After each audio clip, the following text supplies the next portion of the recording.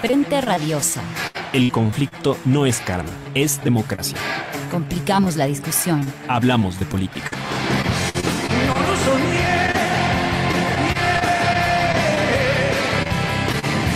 Deja que me figuro.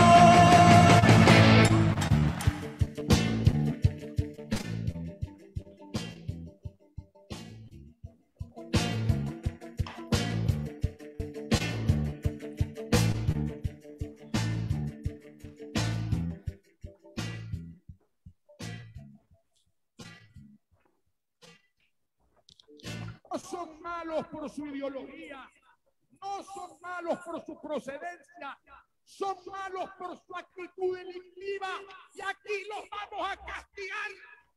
Aquí no queremos ese tipo de gente, no importa su raza, no importa su procedencia nacional, extranjera. O nos hacen respetar o nos hacemos respetar. O sea, es un campesino. Es un campesino. Es un campesino. Líder de los campesinos. Y dentro de esa misma, dentro de esa misma rama de su personalidad, él es un tipo que lucra y vive de la bronca. Bronquista. Dale con su bronquista. Bronquista, ahí está, Leonidas. A ver, yo creo que es un tipo obsesivo. A mí me parece que es una persona que se radicaliza y que se obsesiona en sus temas. Entonces el man es, no puedo llenar mi tractorcito de diésel barato y diésel barato, dice quema el país, diésel barato, diésel barato, quema el país, diésel barato. Bueno, y finalmente lo que es en realidad el señor Leonidas Issa, un narcisista, ahí, en la cara, Leonidas. Ahí.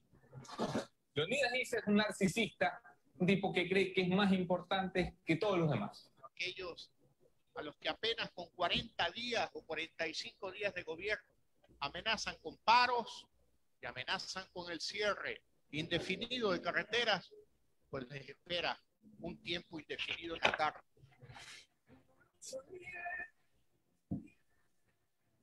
Bueno, con estas palabras de actores políticos, incluido el propio presidente de la República, Guillermo Lasso, palabras también de operadores oficiales de la opinión pública con programas fugaces en canales incautados y de un grupo de señoras, incluso representantes de las élites del país, damos inicio a un programa más de Frente Radiosa, en el que buscamos agitar la discusión política como siempre lo hacemos. Hoy, a propósito de lo escuchado y de la polémica abierta tras el debate y despedida del programa de La Posta en TC Televisión, nos interrogamos. ¿Fue solo racismo? Mi nombre es Isabel Díaz y me acompaña en la conducción Yura Serrano. ¿Qué tal, Yura? ¿Cómo estás? Hola, Isabel. Así es, en un nuevo programa saludamos a toda la audiencia de Radio Pichincha a través del dial 95.3 FM y 94.5 para el noroccidente de la provincia de Pichincha, para también parte de las provincias de Esmeraldas, Manabí y Santo Domingo. Hoy lunes 19 de julio de 2021 iniciamos Frente Radiosa, porque como decimos siempre, la política no es karma, sino democracia. Hablamos de frente. Les recordamos que esta es una coproducción del Foro de los Comunes y de Registro Aurora. Pueden encontrarnos en nuestras redes sociales y plataformas digitales. Estamos en Facebook, Twitter, Instagram, Spotify e iVoox como Frente Radiosa. Agradecemos también a Línea Dura, medio de comunicación digital, radicado en New Jersey, quienes retransmiten este espacio radial para la comunidad migrante en los Estados Unidos. A Pato Pinos por la coordinación técnica desde los estudios centrales, a Gabo Otero hoy de manera especial y a todo el equipo de producción del programa. Así es. Para la discusión de esta tarde nos acompañan Silvana Tapia, profesora e investigadora de la Universidad de la SUAY, y Franklin Ramírez, sociólogo y profesor de Flaxo Ecuador. Bienvenido, bienvenida. Política de frente, porque la política es cambio y conflicto.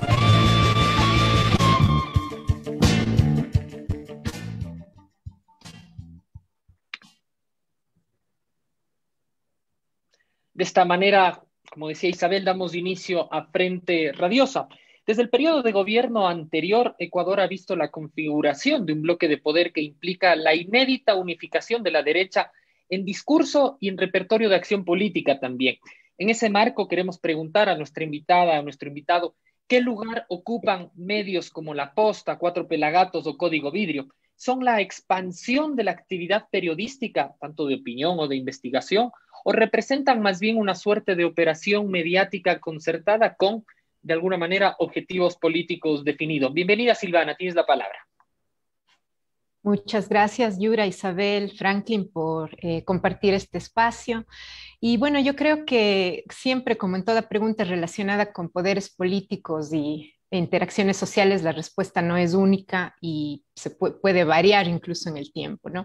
Entonces, en ese sentido, creo que los medios de comunicación, tanto los hegemónicos cuanto los más alternativos, digamos así, que se presentan a través de plataformas digitales y redes sociales, tienen distintas funciones, y aquellos que se alinean con las agendas de los poderes políticos oficiales, institucionalizados, digamos, naturalmente contribuyen a construir el discurso principal que manejan, digamos, estos poderes.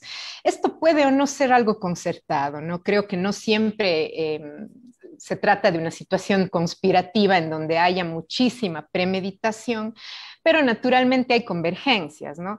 Convergencias que nos muestran cómo se retrata y cómo se procura construir una imagen de diferentes actores políticos que se pueda reproducir mediáticamente, ahora quizá un volumen mucho más amplio y más velozmente a través de redes sociales, para ir un poco estereotipando, hasta caricaturizando a los actores políticos, ¿no? Entonces, creo que caricaturizar es un verbo que quizás se adapta bastante a lo que medios como La Posta hacen, porque se trata de una sobresimplificación, evidentemente, de rasgos o de cualidades que se le adjudican a un actor político para presentarlo como el bueno o el malo. O sea, son obviamente discursos muy polarizantes, muy binarios, muy dicotómicos, sobresimplificados, diseñados para lanzar mensajes rápidos que puedan quedar, digamos, en la cabeza del receptor, y que muchas veces, en el caso de este último evento, que es el que se ha mencionado en la pregunta, ¿no es cierto?,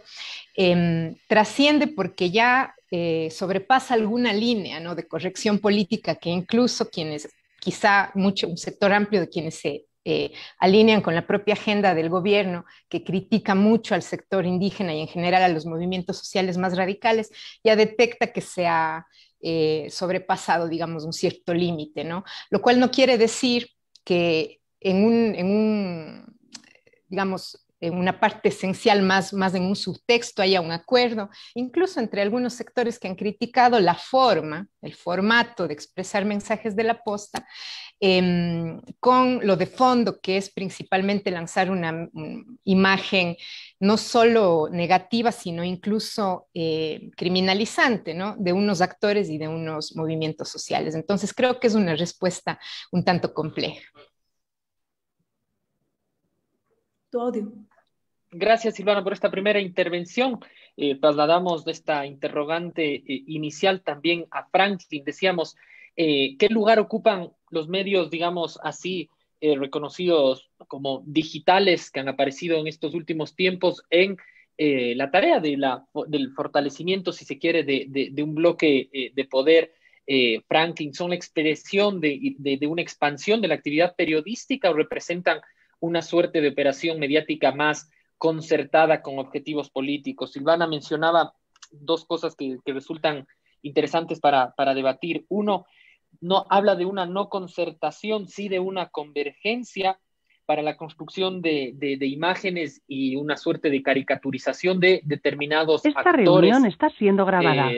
Políticas, y también de digamos, la existencia en el subtexto de lo que generan estos medios para, digamos, una presentación de formas quizá distorsionadas de polarización, en la que, digamos, se pasan de la línea ciertos voceros. ¿Qué opinión tienes? ¿Es solamente una pasada de mano, pasada de línea, o hay algo más allá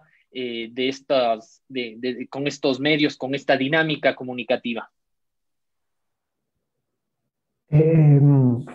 Buenas tardes a Silvana, a ustedes, gracias por la invitación.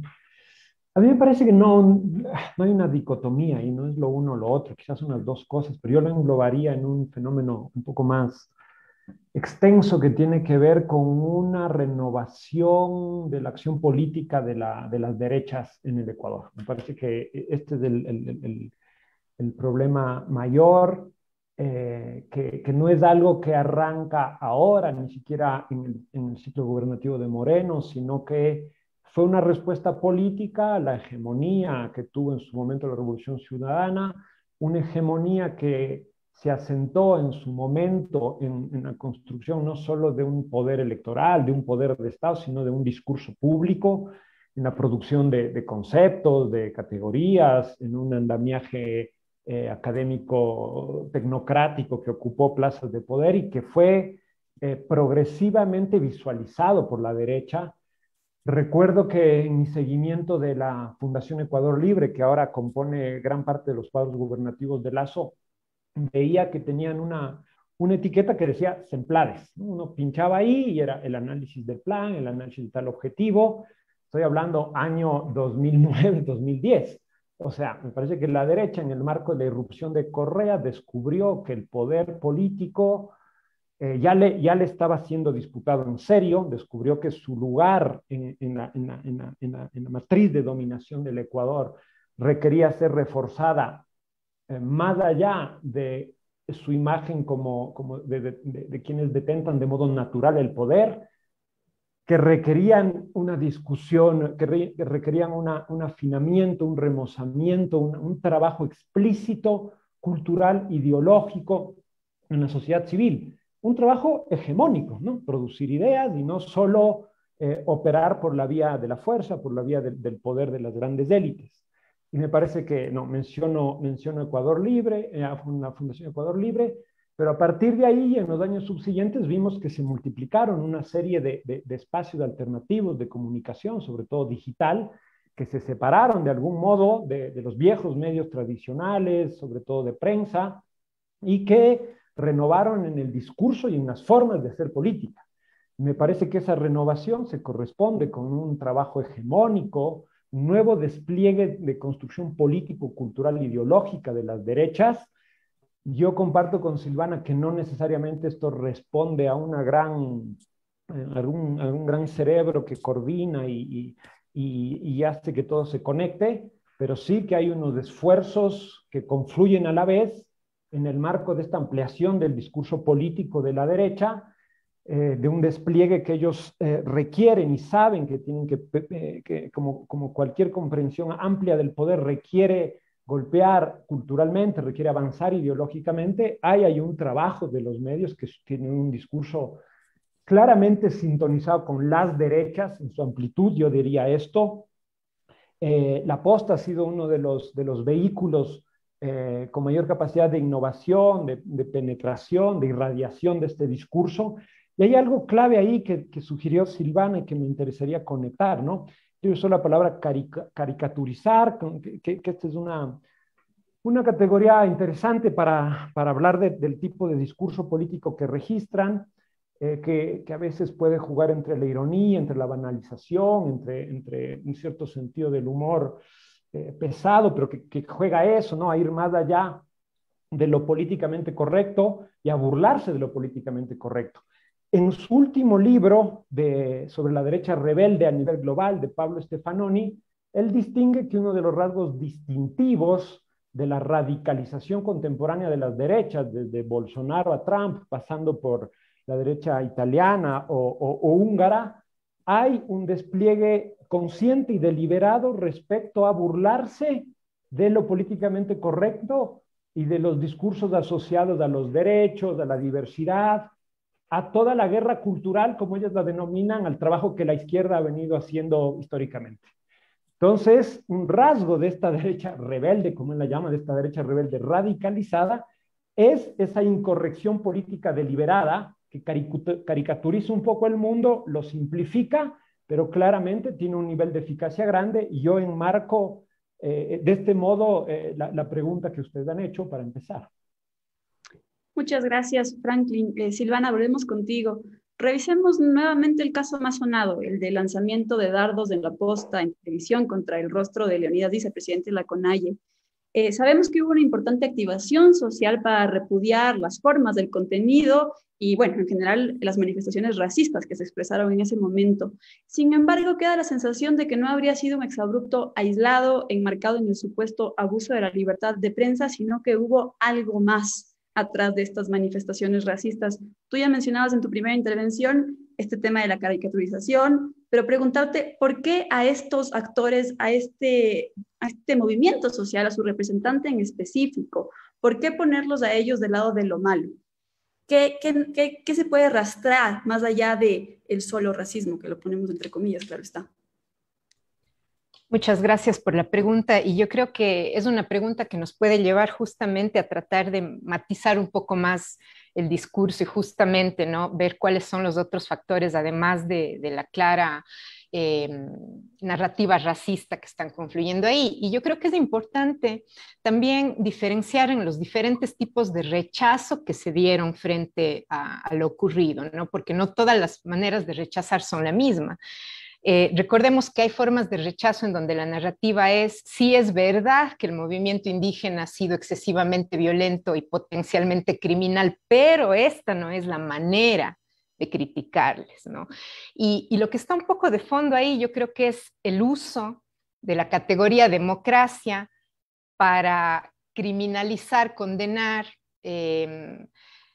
tildar de malos a determinados sectores como sectores que atentan contra este orden democrático, ¿no?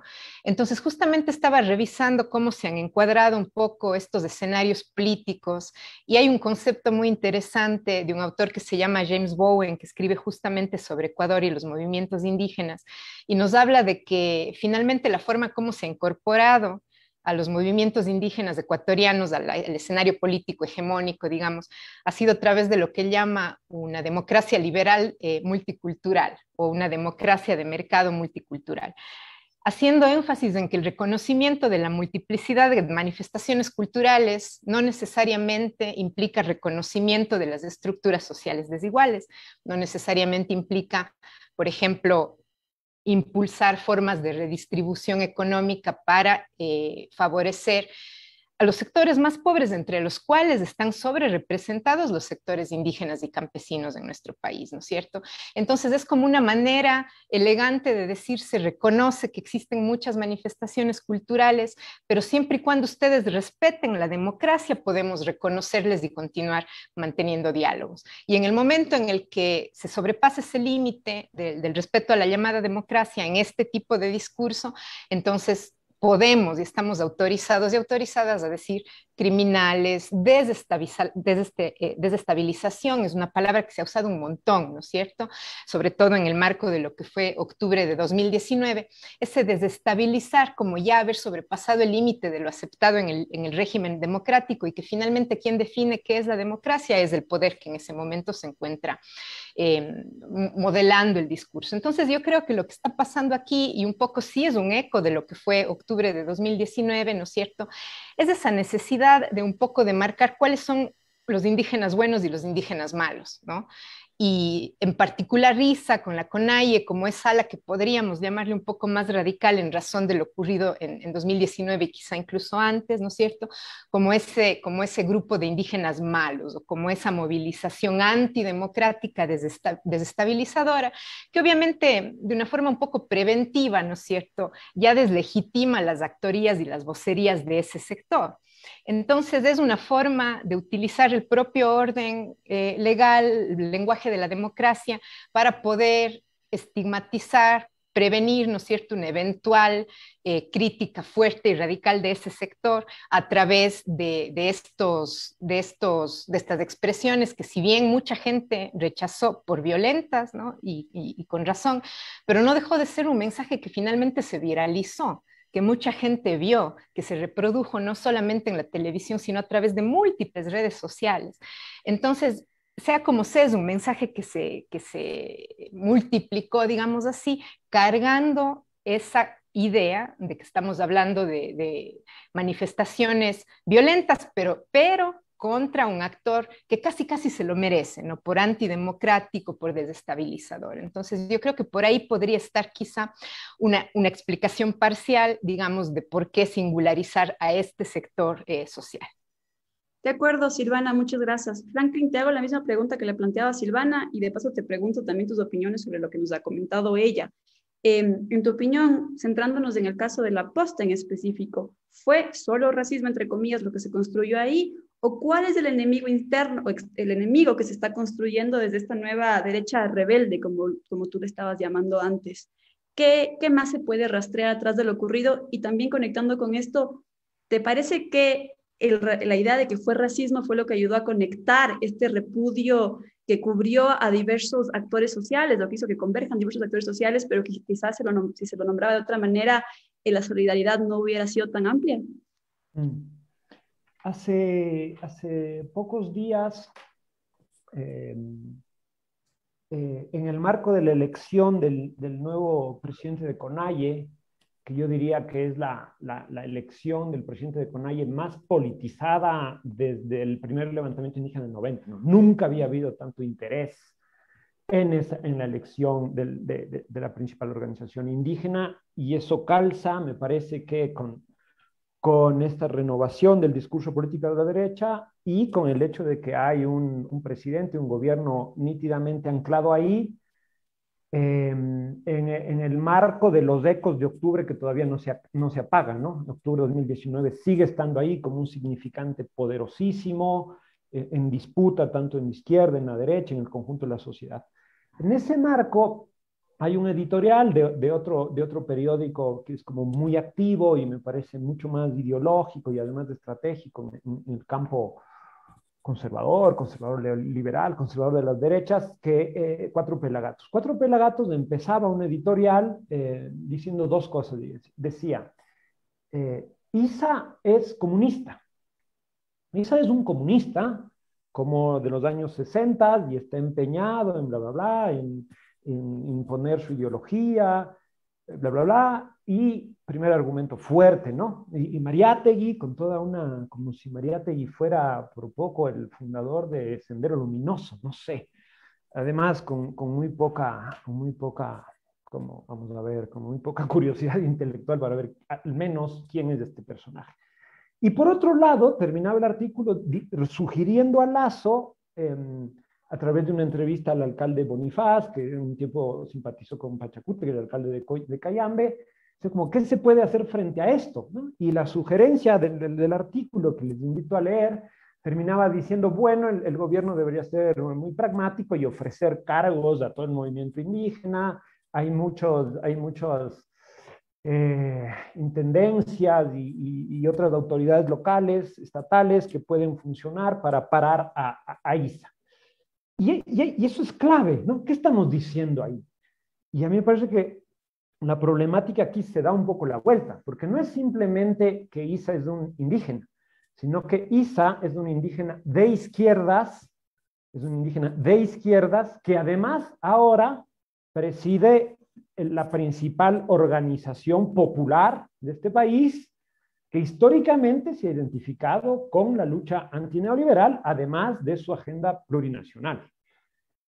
Obviamente, yo diría de modo saludable, buena parte de la opinión pública problematizó y desnudó toda la incorrección política, el racismo, la violencia del discurso de la posta, pero en el mismo movimiento que problematizó aquello, ocultó y puso debajo de la alfombra que no solo era un reclamo a Issa por indígena rebelde, sino por ser una indígena rebelde de izquierdas con una clara configuración política e ideológica de su horizonte de acción. Entonces a mí me dejó por un lado como globalmente, vamos a decir, empaticé con la crítica, pero siempre tuve la impresión que gran parte de esa reacción obedecía a una reacción políticamente correcta con el hecho de lo que decía Silvana, ¿no? Somos una sociedad multicultural donde cierta idea de la diversidad ha sido admitida, y una diversidad entendida en sentido muy restrictivo en términos étnico-culturales identitarios, pero donde ahora precisamente cuando supuestamente llega una derecha liberal, plural, cosmopolita, se muestra un gesto de absoluta intolerancia con la existencia política real de la izquierda en su existencia más o menos radical. Y esto no es algo que viene ahora de la Posta o de Lasso, sino que vemos la producción de un discurso antiizquierdista, con unos bemoles, yo voy a decir así con todos sus acentos, macartista, que se aceleró en el gobierno de Moreno, pero que ya se venía configurando. ¿Cómo terminó octubre de 2019? ¿Cuántos presos políticos existieron? ¿Cuánta gente todavía tiene un grillete en sus tobillos y esto no se ha discutido? ¿Cómo ciertos extranjeros venezolanos fueron criminalizados diciendo que son unos rebeldes, etcétera, etcétera? Esto tenía que ver con un rechazo epidérmico, visceral y violento contra la existencia política de unas izquierdas que actúan con radicalidad en función de su programa, pero en términos democráticos. ¿No? En ese editorial de La Posta y en varios decimos, yo veía que era un escándalo decir, es comunista, como decir, es terrorista, ¿no? Ayer vimos que en Chile, Jadwe del Partido Comunista, un partido histórico del retorno a la transición y tal, estaba disputando ahí. O sea, digamos que un Jadwe aquí sería puesto tras los barrotes en el marco de esa renovación macartista, que es parte de esa derecha rebelde. Obviamente, no quiero decir con esto que toda la derecha está metido en aquello, que este es un discurso absolutista, pero sí hay un guión, hay una serie de conexiones entre esto de La Posta, varios discursos de Lasso, podemos profundizar en eso más adelante y ahí me quedo por ahora. Gracias, Franklin. Sin duda algunos elementos con los que retomaremos el diálogo después de la pausa. Nos vamos en este momento a un corte. Regresamos con más de Frente Radiosa.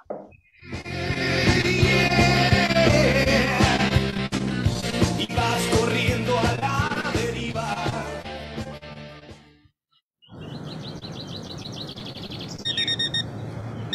Seis de la mañana. Abrimos las páginas de la información. La designación de una comisión especializada para que analice 7 horas. Lo complejo, lo difícil, lo inmanejable que iba a ser. Opinamos y lo hacemos abiertamente con aquellos temas de su interés. 7:30. Actualizamos y cuestionamos temas de coyuntura, con personajes de la política y expertos que nos ayudan a comprender de mejor manera lo que ocurre a nivel nacional e internacional. En Punto Noticias, somos periodismo público, somos periodismo comunitario y ejercemos un oficio responsable. Wilson Robalino, Alexis Moncayo, Licenia Espinel y todo un equipo de profesionales lo acompañan de lunes a viernes a partir de las 6 horas. Punto Noticias, el otro relato. Somos Pichincha Comunicaciones. Toco tu boca. Con un dedo toco el borde de tu boca. Voy dibujándola como si saliera de mi mano, como si por primera vez tu boca se entreabriera. Soy Pablo Salgado y quiero invitarte a que al terminar el día disfrutemos juntos de una rayuela de arte y cultura en La Noche Boca Arriba. Todos los martes de 19 a 21 horas, ven y sube con nosotros al filo de la noche. Y hay una sola saliva y un solo sabor a fruta madura, y yo te siento temblar contra mí como una luna en el agua. La Noche Boca Arriba.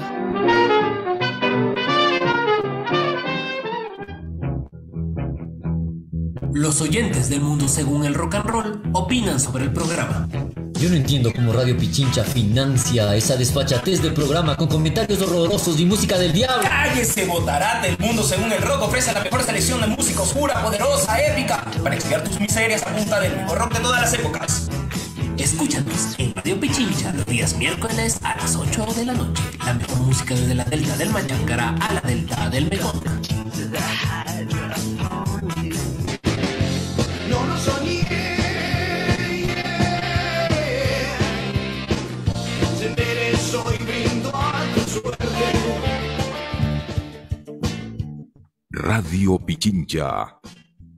Regresamos con más de Frente Radiosa y algunos elementos que han ido saliendo respecto al tema central de discusión hoy día, obviamente, en el que nos interrogamos sobre si fue solo racismo a propósito de aquellas declaraciones, de aquel programa de que hiciera la posta en televisión nacional. En este contexto queremos preguntar a Silvana, nuestra invitada, dos cosas quizá. En la intervención anterior de Franklin, antes de irnos a la pausa, mencionaba que se estaba configurando casi una lógica, una política de macartismo en relación a, digamos, este acorralamiento, esta imposición de condiciones tanto mediáticas como políticas respecto a quizá una persecución a una configuración de un antiizquierdismo en el país, que podría parecer de alguna manera más sutil, quizá conectar con lo que tú decías, que caricaturiza a determinados actores, pero que quizá tiene algo más de trasfondo, y sobre eso preguntarte si compartes, por un lado, esa intervención, y luego conectar también con algo que no escapa a esta interrogante, y es que si lo ocurrido guarda conexión con los pronunciamientos que en su momento hiciera el ex ministro de Defensa, Osvaldo Jarrín, recordemos, el expresidente Moreno, el líder del Partido Social Cristiano, Jaime Nebot, que lo escuchábamos en la introducción del programa, el actual jefe del Comando Conjunto y más reciente el propio presidente Lasso, sobre las movilizaciones, sobre los llamados al paro o sobre incluso tweets de dirigentes políticos. ¿Se busca cultivar una ofensiva contra las formas de organización y resistencia que no estén alineadas con el bloque oficial? Gracias por la pregunta. Justamente cuando veía el video introductorio y precisamente en el segmento en el que se muestra el discurso de Jaime Nebot, creo que es muy ilustrativo de esta narrativa de sí, somos tolerantes de la diversidad étnica y cultural, pero algunos son criminales, algunos son unas fichas malas, un sector desviado, digamos, de la población, y no merecen ser considerados democráticamente. Un poco esto tiene su paralelo en las declaraciones del presidente de la República actual, cuando dice, porque está siempre, ¿no es cierto?, como discurso principal y como eslogan esta idea de Ecuador del encuentro. Pero del encuentro ¿para quién? ¿No? Para quienes, prácticamente para quienes estén de acuerdo con nosotros, ¿no? Porque en el momento en el que se anuncia una movilización, eso ya es antidemocrático, y no solo que es antidemocrático, sino que es criminal.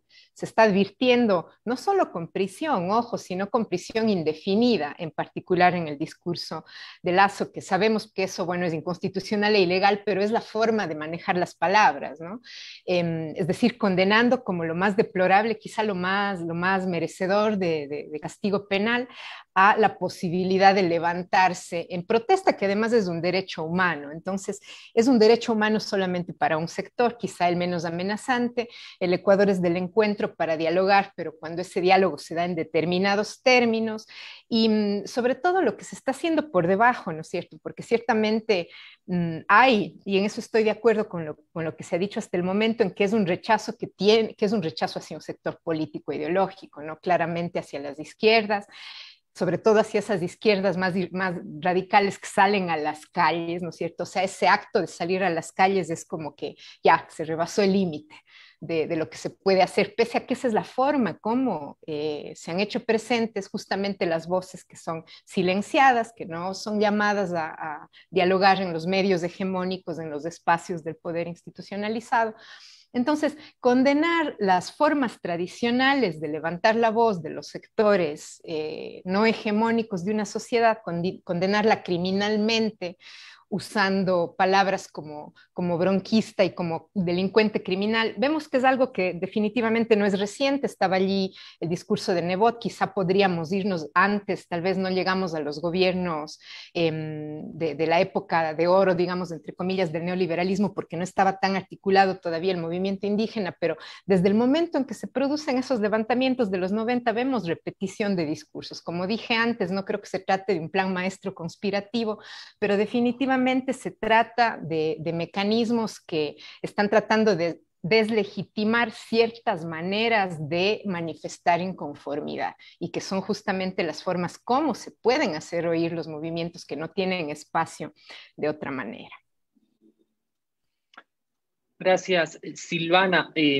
Franklin, en una de tus intervenciones anteriores mencionabas o reconocías que digamos, en el concierto internacional se evidenciaba una eficacia digamos, de los gobiernos de derecha radical, si se quiere, una eficacia sobre, digamos, el antiprogresismo y la anticorrección política que se había evidenciado en la caricaturización y tal. De manera más específica, ¿cómo vemos esa eficacia? ¿Cómo comprobamos esa eficacia? ¿Estamos reconociendo que la posta, por ejemplo, que el resto de formatos similares son eficaces y que quizá esa cara que se presenta de lo que tú decías, una suerte, si bien no concertada en lógica conspirativa de macartismo, pero sí de confluencia de dinámicas, presenta esta cara como el mecanismo de generación de ruptura y de un nuevo sentido común?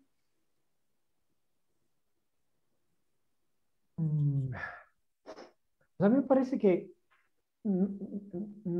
esta idea de Silvana de no es concertado, pero hay una confluencia, es una idea como la que hay que, una hipótesis sobre lo que hay que tener en cuenta y que hay que volver y ver cómo funciona de aquí en adelante, ¿no? En ese video que se presentaba al inicio veíamos una sintonía intelectual, una afinidad que, insisto, no viene de ahora. Hemos visto varias veces a los medios de comunicación alternativos en particular anunciar cuestiones incluso antes de la fiscalía respecto a los procesos de judicialización contra el correísmo, como respecto al caso de octubre, siempre estaban un paso antes y uno veía en las redes sociales como la gente, sobre todo la gente de derechos humanos, decía, pero ¿cómo es que los medios tienen esto? Todavía ni las víctimas saben. Entonces, claro, puede haber una confluencia intelectual, pero también habría que explorar esas redes de poder y esas articulaciones políticas explícitas, ¿no? A primera vista, sí, a mí no me gustan las teorías de la gran conspiración, pero desechando eso no hace falta que haya una gran conspiración para que hayan redes y conexiones políticas de diverso tipo que permitan aceitar esas confluencias. Y a partir de octubre, esto ha sido como muy notorio con varios medios de comunicación que son entre portavoces, ideólogos y que anticipan ciertos escenarios. Silvana me parece que mencionó en su primera intervención una noción, no sé si me equivoco, Silvana, que se usó mucho con las primeras guerras de Bush en Oriente Medio, esto de las guerras preventivas, ¿no? Preemption War, que era esta idea de, ¿y por qué atacaron? No es como por si acaso, como para evitar lo que venga. En los años 80 había el famoso secretario de Administración Pública de León Febres Cordero, Joffre Torbay, que cuando le preguntaron por los casos de Alfaro Uribe Carajo, él hizo mención a esta idea, a esta frase, a este adagio popular de hay que matar el pavo la víspera, ¿no? Esta idea, acá hay una idea de anticipación, hay una idea de construir un escenario, hay una idea de etiquetar, hay una idea de estigmatizar un modo de acción política, un modo de operación, unas ciertas ideas, anticipando esos escenarios, preveyendo unas guerras y unos conflictos. Ellos están diciendo, vamos a operar con todo. Esto están diciendo. Guillermo Lasso saludó al presidente Duque en el marco de la protesta colombiana. Duque y Uribe utilizaron en su discurso político esta idea de un filósofo chileno, Filo Nazi, de la revolución molecular disipada, que es una interpretación absurda de Guattari y Deleuze para decir que en Colombia efectivamente había una concertación entre todos los sectores populares para tomarse el poder por la fuerza. Un delirio que justificó las respuestas de fuerza.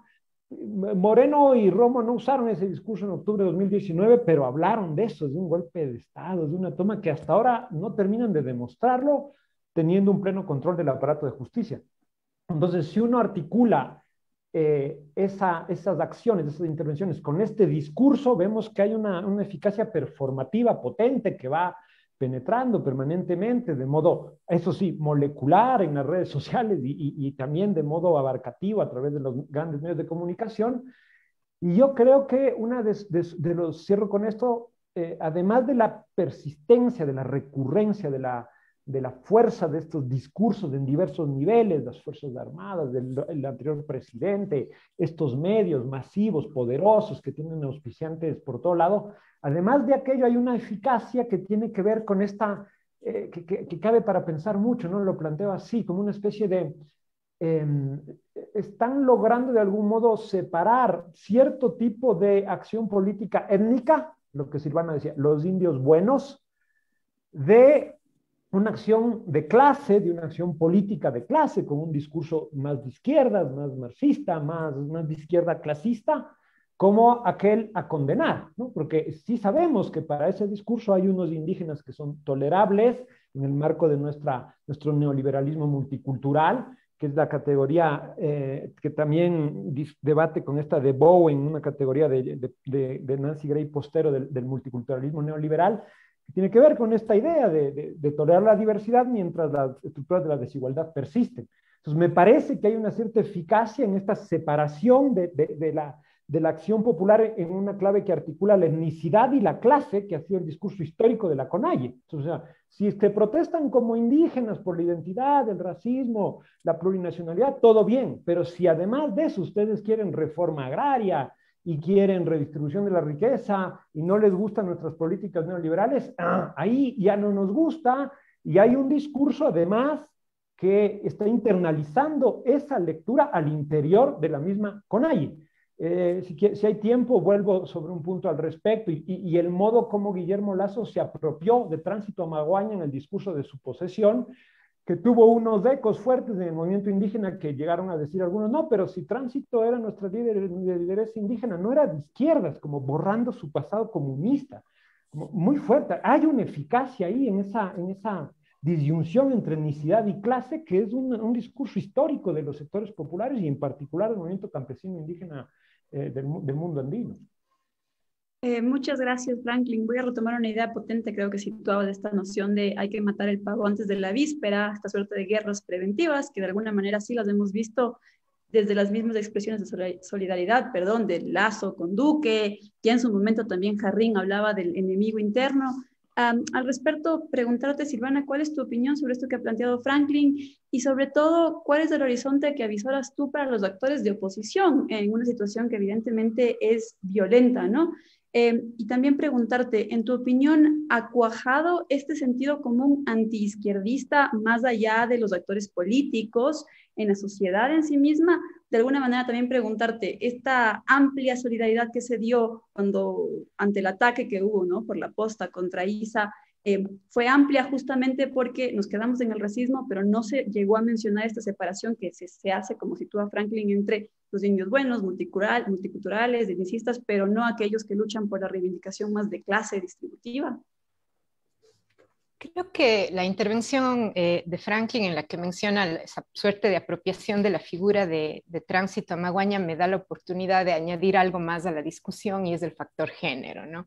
Porque ciertamente está la cuestión de la izquierda como lo que se debe rechazar por violenta, por comunista, por mariateguista, pero cabe mencionar también que en las protestas de octubre y en muchos casos de levantamientos o manifestaciones, expresiones indígenas de rechazo al régimen, las mujeres indígenas han estado al frente, ¿no?, en la primera línea de lucha, con las guaguas, ¿no es cierto?, allí realizando todas las actividades de cuidado que son necesarias al interior de cualquier movimiento social de oposición para que pueda prosperar. Y la fotografía emblemática, o una de las fotografías más emblemáticas de las protestas de octubre de 2019, justamente fue la de una mujer indígena. ¿Y por qué menciono esto? Porque en el discurso del rechazo a cierta forma de ser indígena, hay un rechazo a muchos discursos que son propios o principalmente impulsados por las mujeres indígenas, como los anti-extractivistas, las marchas de las mujeres amazónicas por el agua, pensemos.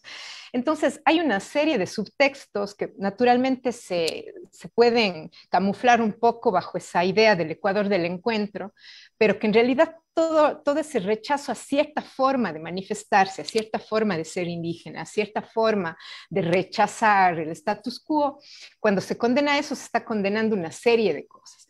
y se condena a través del uso de palabras que son muy estigmatizantes y que cuando recurrimos al uso de palabras como delincuente, criminal, ir a prisión indefinida, estamos marcando, sí, preventivamente, creo yo, ¿no es cierto?, lo que podría ocurrir, porque seguramente una de las razones por las cuales existió tanta expectativa para las últimas elecciones de la CONAIE, ¿no es cierto?, es porque allí es donde se ve el potencial opositor con más probabilidades de ser un obstáculo, ¿no? Digamos, el régimen instituido, ¿no?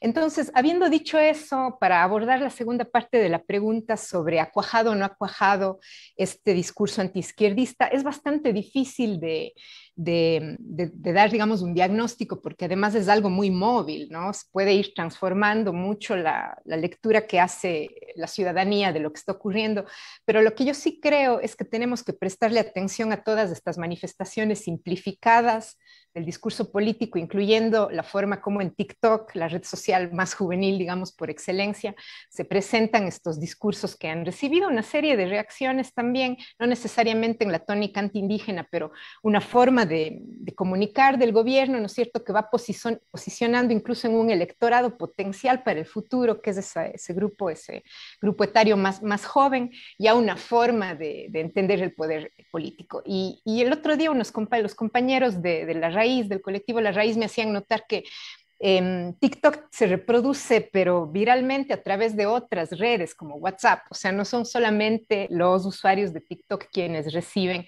estos mensajes. Entonces, yo creo que para poder tener una lectura mejor de cuánto ha calado el discurso antiizquierdista que va aparejado con ese discurso de defensa de lo multicultural, ¿no?, tenemos que empezarle a prestar un poco más de atención a estos medios relativamente nuevos, a lo que se transmite por ahí, a tratar de entender por qué son medios que han sido escogidos por el discurso comunicacional oficial del gobierno para canalizar sus mensajes, ¿no es cierto? Y ahí podríamos irnos dando cuenta.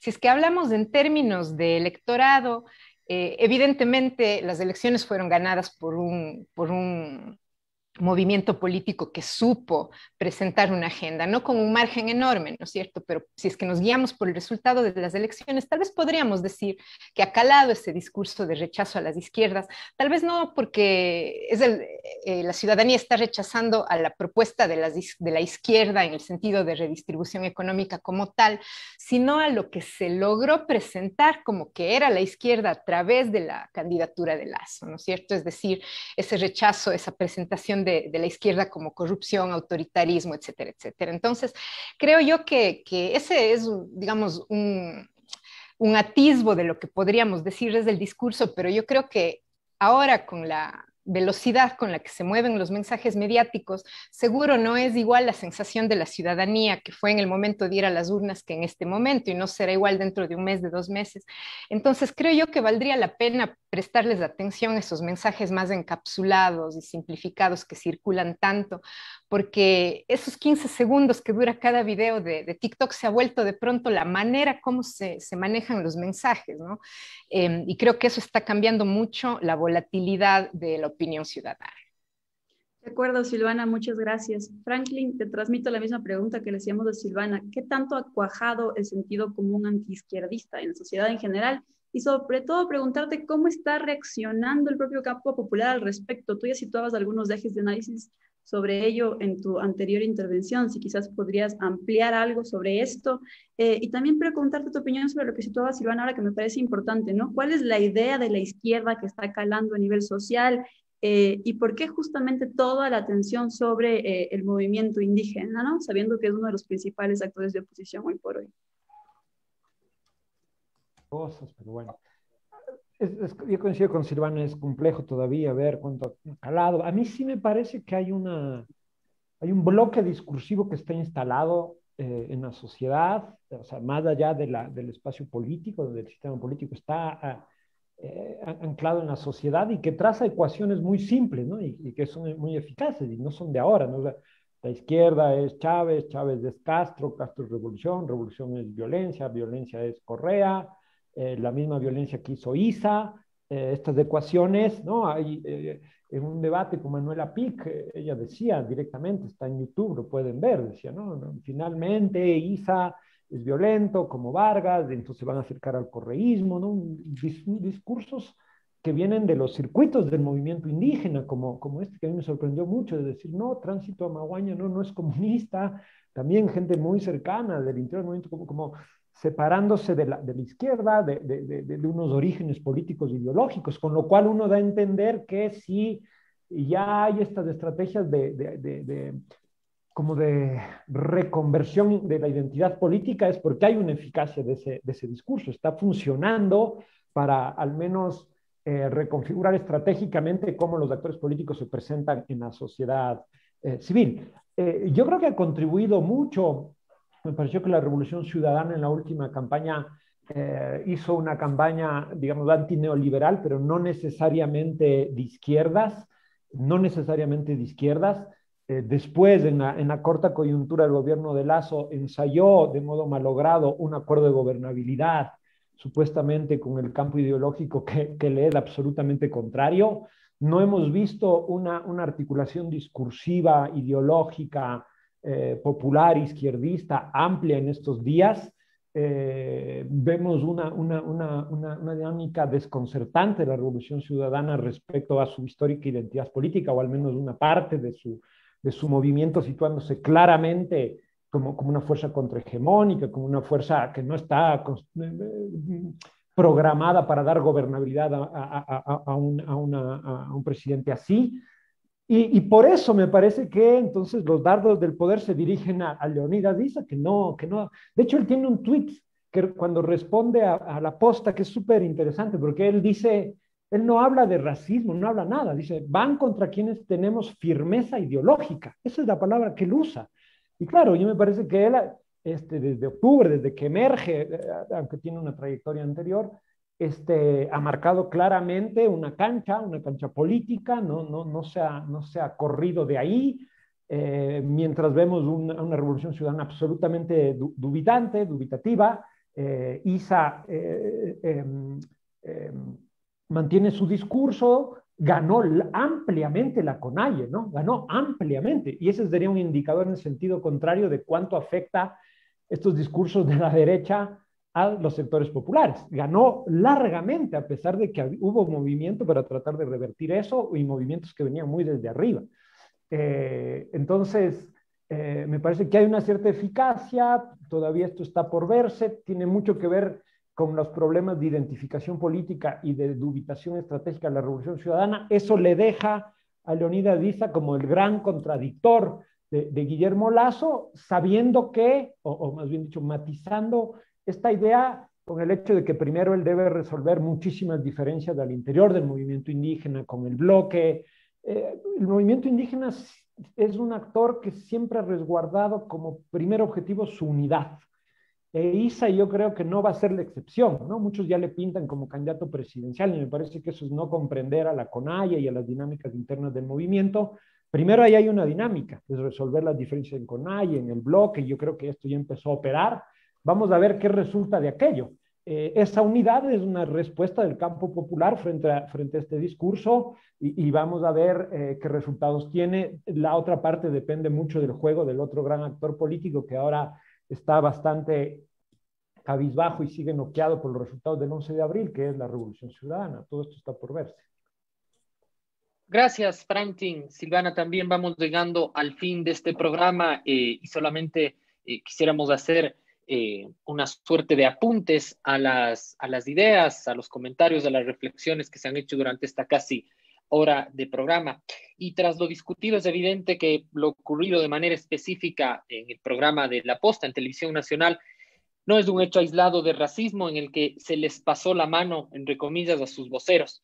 Se inscribe más bien en una dinámica menos visible, no necesariamente concertada, se ha dicho, pero sí confluyente de operación mediática estatal que expone, ataca y vulnera determinados actores, sectores y formas de pensar y hacer la política. Se ha hablado de la lógica preventiva, de matar al pavo en la víspera, en la suerte de pensar en una cuestión anticipada de combate a la oposición política. En última instancia y de manera transversal está finalmente las condiciones democráticas propias del país. Es a que los medios de comunicación tradicionales y también aquellos aquí mencionados han ponderado haber recuperado, pero que nada dicen, en cambio, ante la riesgosa y perniciosa conjunción, por ejemplo, del poder político, económico y justamente mediático. En ellos se reconoce la eficacia de mecanismos de anticorrección política que han puesto sobre la mesa asuntos que conducen la atención hacia terrenos en los que la izquierda y los progresismos están acorralados. El carácter desenfadado, los titulares en lenguaje más bacán o la irreverencia con la que ciertos sectores construyen y presentan realidades, se ha hablado de la caricaturización, no pueden esconder la práctica de construir enemigos internos como hace décadas lo hacían los gobiernos y dictaduras llamadas de seguridad nacional en un nuevo contexto con herramientas quizá más eficientes. De esta manera vamos llegando al fin de este programa. La idea de cierre tanto para Silvana, un minutito Silvana, un minuto Franklin antes de terminar. Agradecerles nuevamente por la oportunidad, por el espacio, agradecer justamente creo que por aquí tiene que ir marchando, ¿no es cierto?, una estrategia de resistencia en espacios compartidos, en encontrar nuevas formas de innovar la resistencia política que vayan incorporando ya no solamente, ¿no es cierto?, el discurso sobre el poder, sino sobre cómo podemos crear nuevas economías solidarias de grupos pequeños que pueden irse haciendo más grandes, la economía del cuidado, la economía verde, ¿no es cierto? Creo que tenemos que hablar muchísimo de eso y hacer una resistencia que en algunos casos va a tener que usar algunas de las herramientas hegemónicas, tratar de empujar por los mismos medios, estos medios innovadores, digamos, que están empezando a ser intervenidos por los discursos institucionalizados. Y creo que en alguna medida podemos usar también estas plataformas que sí son de grandes corporaciones transnacionales como Twitter, Facebook y más redes sociales, pero que al mismo tiempo sí nos permiten, ¿no?, crear unos espacios de solidaridad y de comunicación que nos ponen en contacto con personas que pueden ir nutriendo nuestras discusiones y quizá armándonos ya de unas decisiones un poco menos dubitativas, para usar las palabras de Franklin, en lo que sería una estrategia de oposición más colectiva. Gracias, Silvana. Franklin, último minuto antes de cerrar el programa. Sí, comparto plenamente con Silvana. Me quedo con una reflexión, así como esta idea de la derecha rebelde de Stefanoni. Dice que la derecha le arrebató a la izquierda la rebeldía, le arrebató la osadía, la capacidad de invención, de significación. La izquierda se quedó con discursos más o menos acartonados, para seguirnos cantando Pueblo Nuevo, vamos a ponerlo así. Y efectivamente con poca capacidad de sintonizar con los nuevos conflictos y de renovar los discursos, ¿no? Y ahí esta conexión en el caso ecuatoriano entre el movimiento feminista, la izquierda, el movimiento ecologista, está toda por hacerse, y esa sí requiere un sentido de irreverencia y de rebeldía con los discursos con que históricamente estos actores se han encojado, ¿no? No solo es la vieja izquierda que no se abre a los nuevos movimientos, sino muchas veces los nuevos movimientos que también están con miradas quizás incompletas, vamos a decirlo así, de la histórica presencia y aporte del sindicalismo, de la vieja izquierda, de la socialdemocracia, de los socialismos a la construcción de la democracia en este país. Este encuentro es fundamental en este momento y supondría un ejercicio de rebeldía con el modo en que hemos existido en esta coyuntura compleja para el país. Franklin, Silvana, gracias por acompañarnos. Agradecemos también al equipo editorial y de producción que semana a semana da vida a Frente Radiosa, porque el conflicto no es karma, sino democracia. Hablamos de frente. Hasta el próximo lunes. Gracias.